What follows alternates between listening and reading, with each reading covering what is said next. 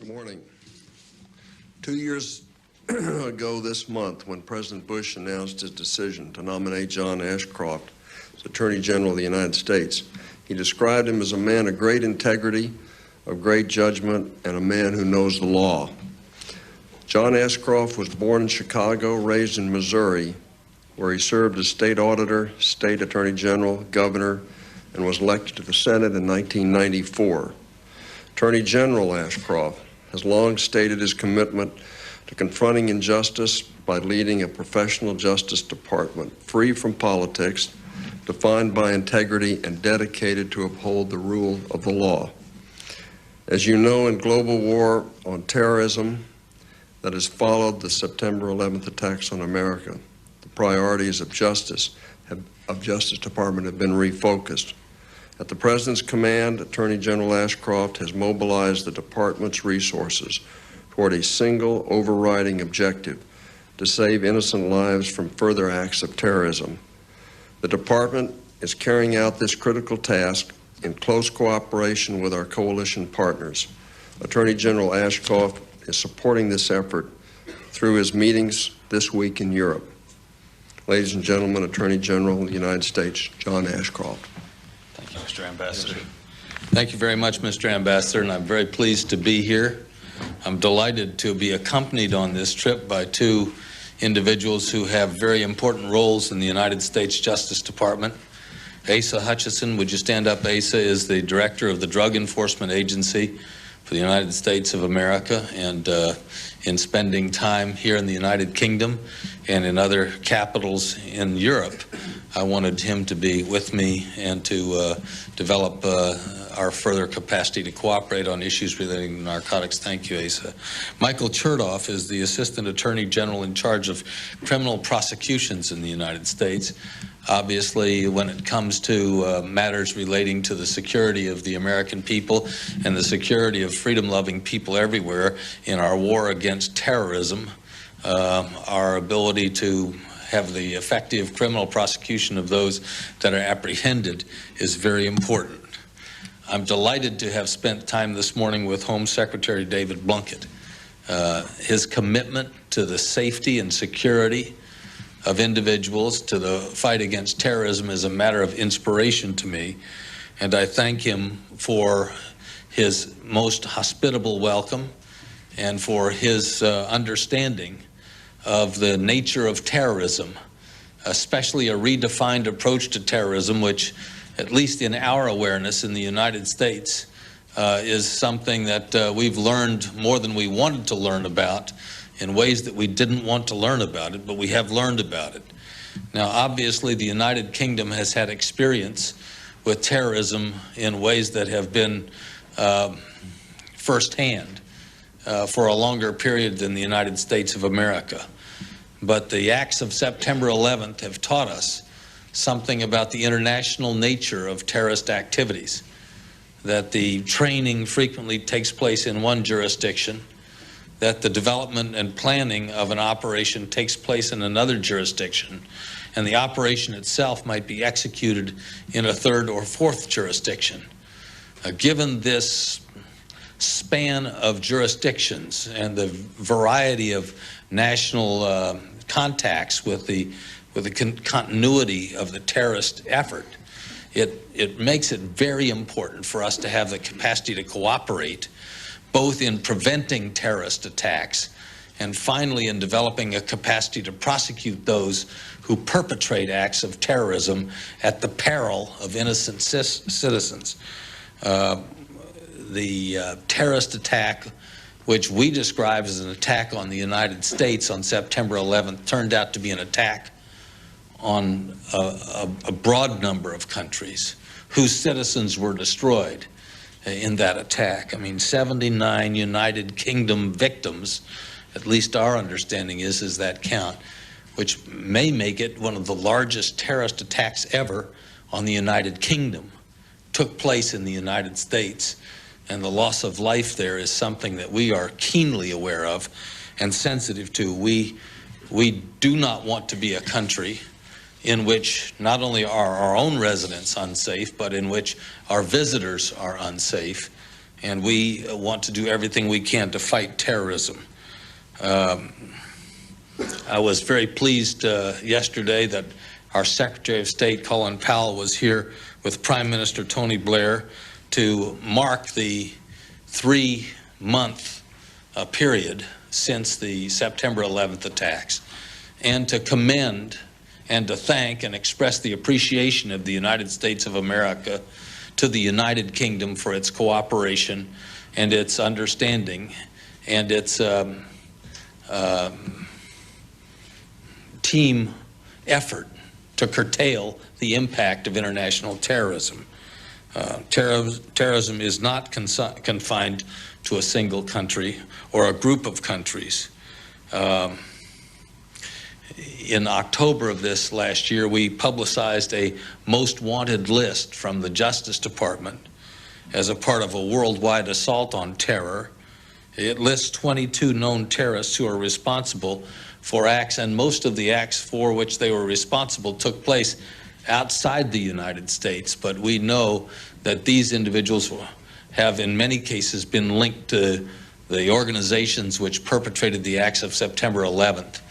And the President of the United States has with clarity stated the position of the United States is that the war is broader on terrorism than simply a war to eradicate the specific individuals responsible for the terrorist acts of September 11th.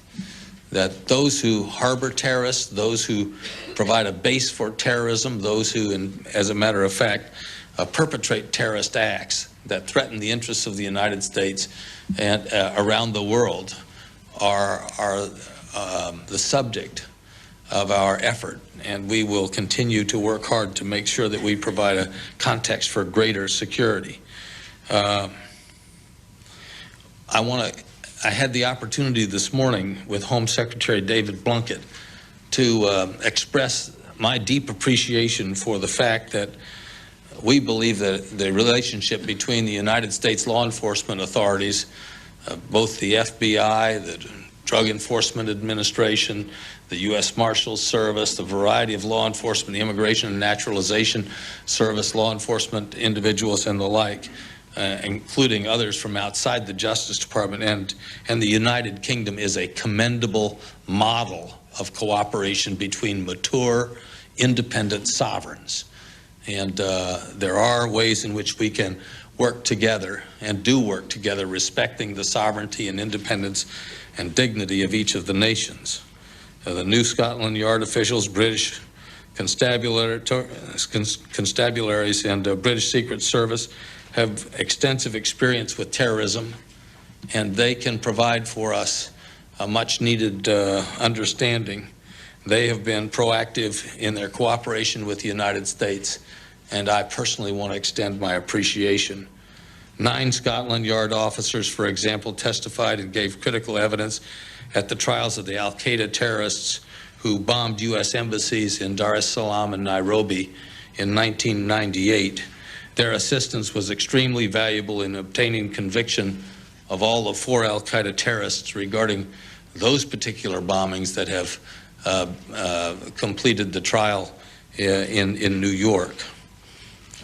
All the investigative leads we have asked our British colleagues to track down, particularly in the identification of emerging threats, have been expertly and relentlessly pursued, and we are grateful. In particular, before I take questions, I want to express my gratitude to the United Kingdom and to Home Secretary David Blunkett for their cooperation with an extradition request we have for Lofty Raisi.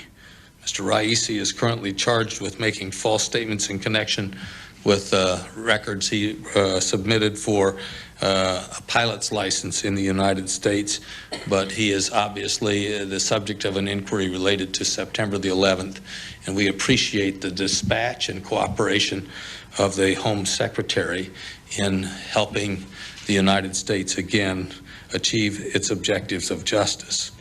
With that in mind, let me just express my appreciation to you and be available for questions. Yes, sir? Richard Beeson from The Times. On the question of Mr. Raisi, Mr. Ashcroft, I was wondering if you could tell us if you are hopeful that this case will lead to an extradition to the United States. And also on the case of Mr. Moussaoui, which you announced details of in Washington yesterday. I believe he lived in London for some time. Have the British authorities assisted in that prosecution and provided evidence or any backup to the trial you expect in that case? Thank you very much. We do have a pending request for extradition of Mr. Raisi and believe that that matter is being handled with appropriate dispatch and regard for the appropriate procedures. Secondly, with Zacharias Moussaoui, an individual who is a French citizen but who went to school here in the United Kingdom, came to the United States. We have received the cooperation of United Kingdom authorities in inquiries we have made regarding his time here. Yes, sir. Hi, Gito Hari, BBC. Two questions, if you'll forgive me. One, have you heard anything of the reports that Osama bin Laden and Mullah Omar have asked associates of them to kill them? A report in one Pakistani newspaper today.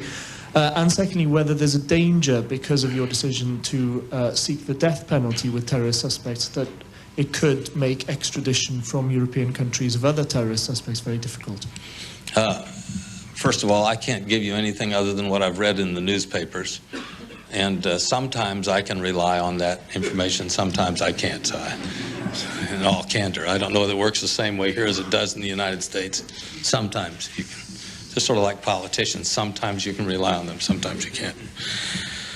Well, the second, each case is dealt with independently in regard to extraditions from various countries. And we have, in the last several months, frankly, been favored with high levels of cooperation, particularly by European nations in extraditions.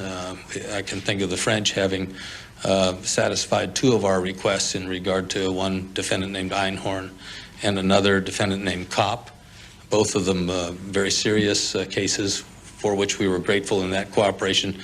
The United Kingdom has been a model partner to the United States in law enforcement issues, but we understand that case by case defines the way in which we operate in the universe of extraditions.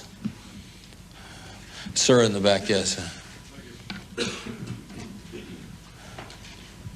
Good morning, Tim Marshall from Sky News. Regarding Lofty Raisi, potentially, if he was extradited, could he face the death penalty? Because I'm not aware of what charges you have against him.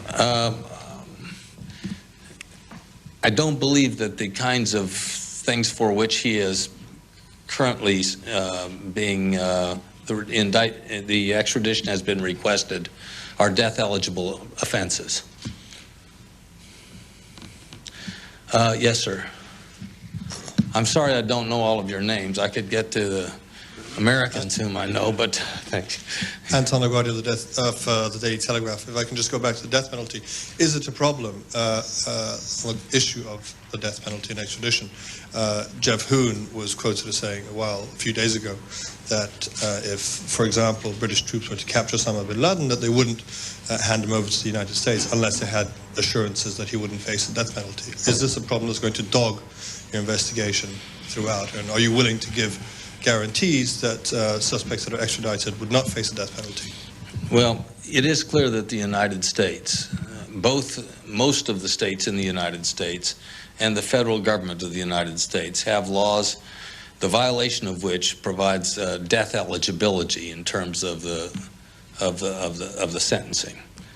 We deal with those cases on a case-by-case basis. And frankly, individuals and nations with whom we have dealt regarding extraditions have dealt on a case-by-case basis, and I think that's the best way for us to go forward. Mr. Reed. You know, the U.S. has regularly given a diplomatic letter in extradition cases saying that the person extradited from a European country won't be given the death penalty. Are you willing to give the same kind of letter to European countries saying an extradited person won't be placed in trial before a military commission to get the extradition? Well, first of all, a military commission is not a place where traditional criminal activity is adjudicated. The order for a war crimes commission on the part of the president is a military order, so it's outside the jurisdiction of the civil authorities, of which I am one. And secondly, it's designed to adjudicate war crimes, not ordinary criminal activity. With that in mind, that decision of the president is a uniquely presidential decision about whether or not he will assign someone to be considered and adjudicated for war crimes committed against the United States in a war crimes commission. And so I simply cannot indicate what all the procedures would be there. He's asked the Secretary of Defense to come up with a set of regulations. I could make a few comments on war crimes commissions. You know, there are several war crimes commissions operating now that are seeking to vindicate war crimes infractions that took place in Bosnia, for example, when atrocities were committed against the people of Bosnia, and the world has largely endorsed the idea that a war crimes commission should provide relief as a result of that atrocious behavior and activity. Similarly, in regard to war crimes committed in crimes against humanity, those kinds of criminal activities in, I believe, Central Africa with Rwanda and the like, the war crimes commissions are supported now by the world community to address those. I think that the president wants to have the tool available if he feels it necessary to vindicate crimes of atrocity against the United States in the same way the world has endorsed historically and presently the ability to remediate war crimes through war crimes commissions against other people in the way that when they have experienced those kinds of atrocities. Sir, I saw your hand up. One more question. Robin Oakley, CNN. Mr. Ashcroft, given the spats that have been across Europe about the adoption of a Europe-wide arrest warrant, and given the mauling that the UK anti-terrorist bill has received in the House of Lords, are you worried that Europe, by comparison with the United States, is soft on terrorism despite all the talk of standing shoulder to shoulder? Well, I believe that the world is a different place since September the 11th. The nature of terrorism has been redefined. The clarity with which we now understand that terrorism is multi-jurisdictional, as I indicated earlier, frequently trained in one setting like a camp in Afghanistan, perhaps plotted or planned in another setting, like we believe there were several settings that may have been involved in plotting the September 11th attacks in the United States, but those plotting arenas were outside the United States and other nations. And then the execution of the attack in a third jurisdiction. This emphasizes the need for the world community to understand that terrorism is a broad threat. It is a threat against the civil by the savage, to do those things which are unthinkable and unexplainable and unjustifiable. Now, it stands to reason that given the breadth of the operation, the multi-jurisdictional aspect of it, the fact that it is staged in some areas, executed in others, trained for and planned in others, that we need to have a worldwide consciousness of this new threat. And we have to develop an understanding that to stamp out terrorism, we're going to have levels of cooperation that recognize this kind of interrelated nature and extended way in which terrorism has begun to operate. With that said, I want to emphasize this. The United States understands that we participate cooperatively and collaboratively with mature, sovereign, independent nations. And each nation has to make its own judgments about those things that it can and needs to do to protect its innocent citizens from being the victims of savage terrorist attacks. The Justice Department of the United States has come to a conclusion, and I believe it's one which other cultures will reach as well, that we needed to adjust our framework to make sure that we were up to date with our capacity to interdict, disrupt, deal with terrorist threats. We have come to the conclusion that we can protect the American people and at the same time respect the rights of citizens that are enshrined in the Constitution of the United States, which we revere. That balance which is drawn, that ability to do that, has to be drawn independently in each culture. And now I'm coming to the final, actually you've heard me talk, now I'm going to answer your question. I do not stand in judgment of other nations about what they are doing. I understand that as mature sovereigns, they need to make assessments of their own. I urge for the safety and security of freedom-loving people everywhere that assessments be made in the light of the nature of terrorism, a kind of international terrorism which has taken so many lives and impaired the capacity of people to operate in freedom. I thank you all very much.